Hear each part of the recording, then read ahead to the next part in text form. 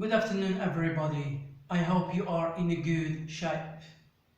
Well, in this special session, I will be more practical than usual. In this session, as I said, I will tackle a topic that debated to neophyte teachers, novice teachers, which is regarding how to plan your lesson, what are the criteria, what are the elements that are included in the lesson structure. What you are going to do is to follow the syllabus that was given to you and the books. So the book or the course book and the syllabus itself are what are the major materials that you need to include while setting up your lesson plan. So our topic today is about what? Is about how to design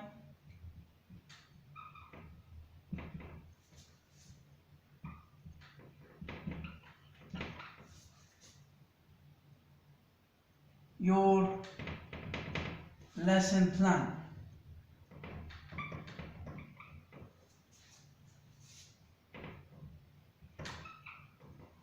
Two documents you need, two significant documents. The course book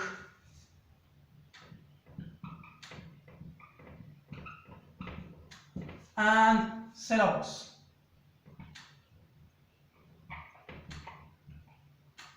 Alright, so you need these to initiate your lesson plan. So what I'm going to do, I am going to mention the criteria or the element that are used in the secondary school and at the same time for middle school teachers. So they do not have a bigger difference, but they somehow change in the way of presenting their elements. In secondary school they have their own structure, but in middle school they have different. They have similarities, but in some elements they do not share the mutual characteristics. Thus, this is the idea. So let us begin our lesson plan criteria. So the first thing is to indicate the level or what is called target audience. What is your target audience? Level. Okay, you need the level. Is it second year middle school, first year middle school, first year secondary school level, etc.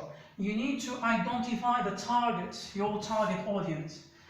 Then we move to the next one. The next one here differ from one level to another, but for secondary school they use units. Right? They use units. Unit 1, Unit 2, intercultural exchanges, etc. This is for secondary school. For middle school, the common way is by using sequence. Sequence 1, sequence 2, sequence 3, etc. This is the difference between secondary school and middle school. Now, we finish with the two elements. Now we move to the third one. What is the third one? Here, for secondary school, they use theme or topic. Okay? Then they will mention the theme. After that, you are required to do what? To use materials. Okay? What is your material? For example, let me say worksheet.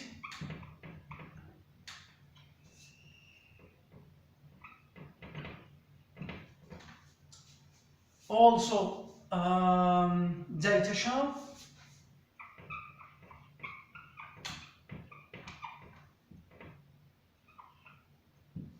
What else? Pictures, etc. Course book itself. So, I said you need a course book. At the beginning of this video, I said you need a course book and the syllabus. Why? Because unit is mentioned in the syllabus. You will find in the syllabus, you will find the overall objectives, okay, of the semester, or semester 1, semester 2, and 3, and etc. And as for the topic, you will find it also. Theme, what is your topic about? You will find it in the syllabus. This is why I said you need the syllabus and the course book. Units also are included with the details in the book. You will find details about sequence, what students are going to learn, and so forth. After finishing with materials, the typical one is the date. Here you should set a date.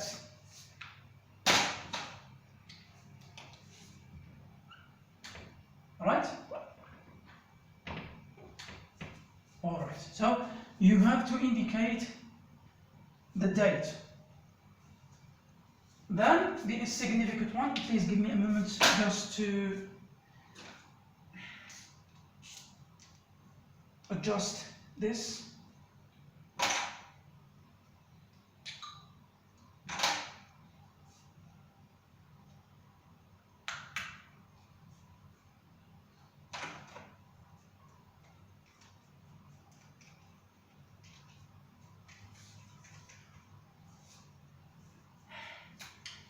I think it's ready. Marker.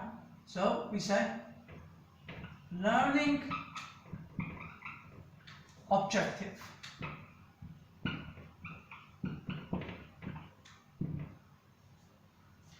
This is the most essential part in your lesson plan structure.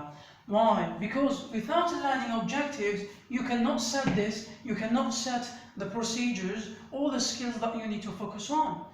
Because learning objective is the fundamental, is the first priority in your lesson plan sheet.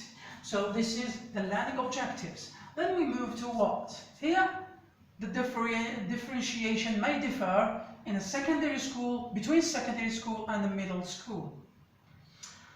So the general one is called skill integrated, but we know it as target competencies.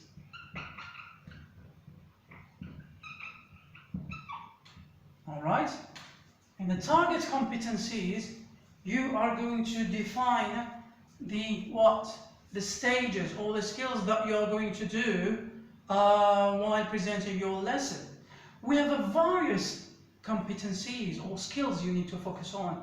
So the first thing, like I know, is the sequence. So I'm going to mention you all the parts, all the sequences that I know. We have ESI, which stands for engage, then study, then activate. All right, we have engage, study, activate. Now we have another thing, I. We have introduction,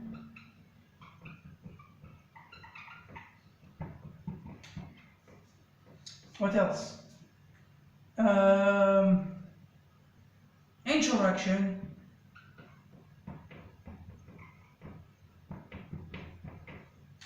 and then the last one is integration.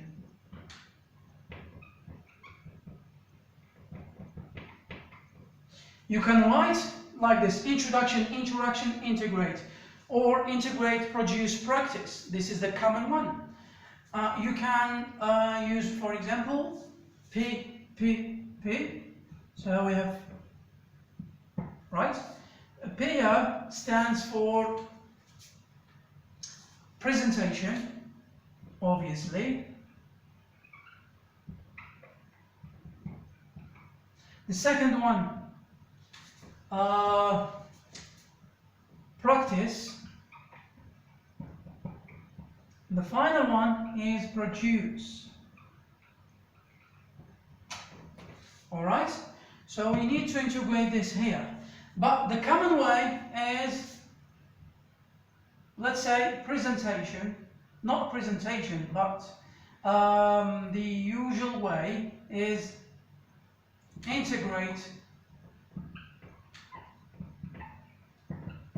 practice, produce. And produce. Okay, this is the target competencies. Now, I'm going to erase this so that you can understand the rest of elements.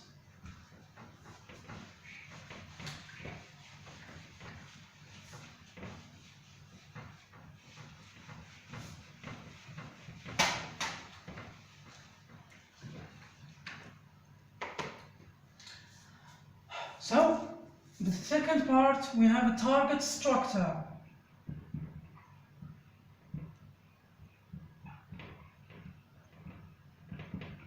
What is the target structure? The use of what? What are you going to use your lesson? Are you going to talk about can, cannot, could not, would, will, model auxiliaries? What? This is the meaning. This is the meaning of target structure. It means the lesson of your, what are the content? What is the content, sorry, of your lesson? Alright? This is the meaning of target structure. The content. You are going to say what the content is about. Can, cannot, would not, comparative of superiority and inferiority. Okay? This is the meaning. If conditional, type 1, type 2, type 3, this is just an example. So we need to indicate the content of your lesson.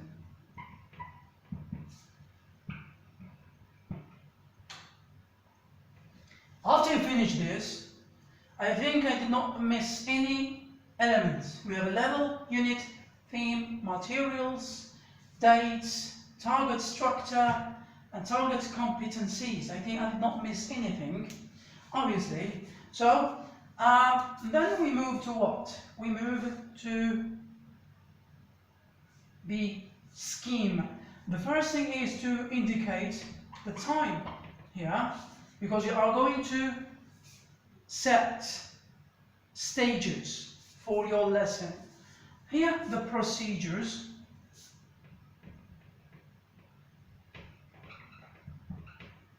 Okay? Here, the target. These activities are just to what? So here we have teachers, learners, or teachers, etc. Then you are going to move to what? To the second part, objective. So this is the overall objective, but here the objective of each stage. So objectives. And here materials. For example, I said here in this part, worksheet. So here you are going to use, for example, worksheet. In the second part, you are going to use data show and so forth. It is up to you which situation is relevant or which material is suitable to the presented lesson. This is the meaning. So we need the materials here.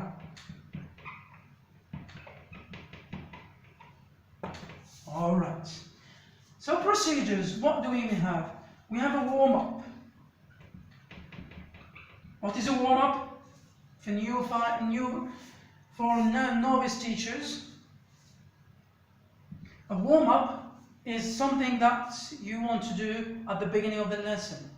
It could be when you salute your students and start revising the previous lesson. If it is the first, you are going to give them an idea, salute them, and start presenting your lesson. From the warm-up, you are going to move to presentation.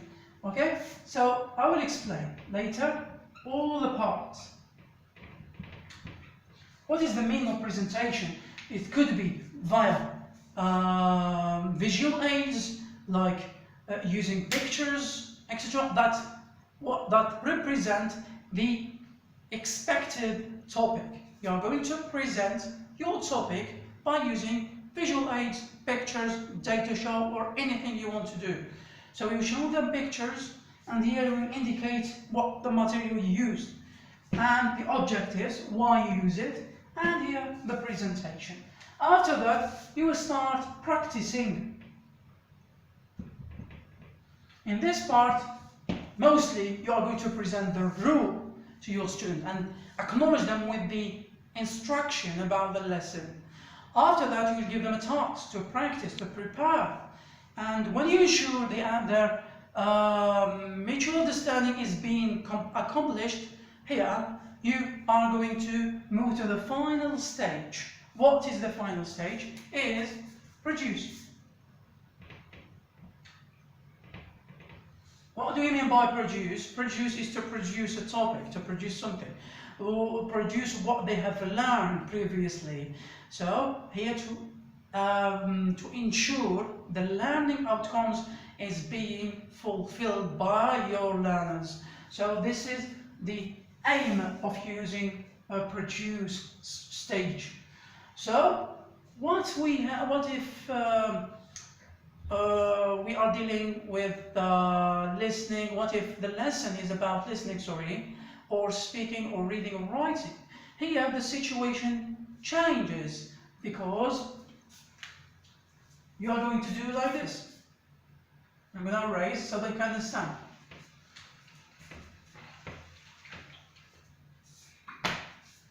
In the listening or speaking or writing is the same criteria. You are going to do pre-listening. For example, for listening skill, pre-listening. During listening,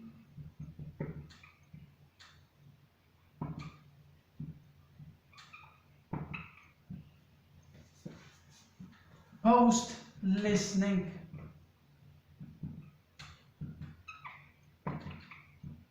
All right. In the pre-listening, replace presentation. Okay? If your lesson is about listening or pronunciation, you are going to do listening. So, listening is to present, to replace, presentation. During listening, replace practice, and the post-listening replace what? Produce. Right? It replaces produce. So the pre-listening, how you are going to do the pre-listening is to invite your learners to listen to audio or scripts and ask them to indicate what the topic is about, what they are doing, etc. And from that point, you are going to initiate your lesson. You will give them a topics, okay? You will give them a topic, like activities, etc. And this is what is called during listening. Alright? You will give them activities to fill in the gaps, match, information gap. One is listening, the other one will describe what he is looking at. Alright? So this is the meaning. In the post-listening, what you are going to do, in the post-listening, your requirement is to let your learners produce what they have learned. It's similar to produce here, stage, section. In the post-listening, what they have learned, they are going to post it by using their own capabilities. This is why we need to ensure the learning outcome. For reading, writing, and speaking is similar. The stage or the process that we need to go through is similar to listening. All right, we're going to do, for example, pre-reading, during reading, and post-reading. So we come to an end, and I hope you learned something from this lesson, and I hope I fulfill one of the inquiries that was asked about this lesson, how to present the lesson. And thank you very much. That was all, and see you As always,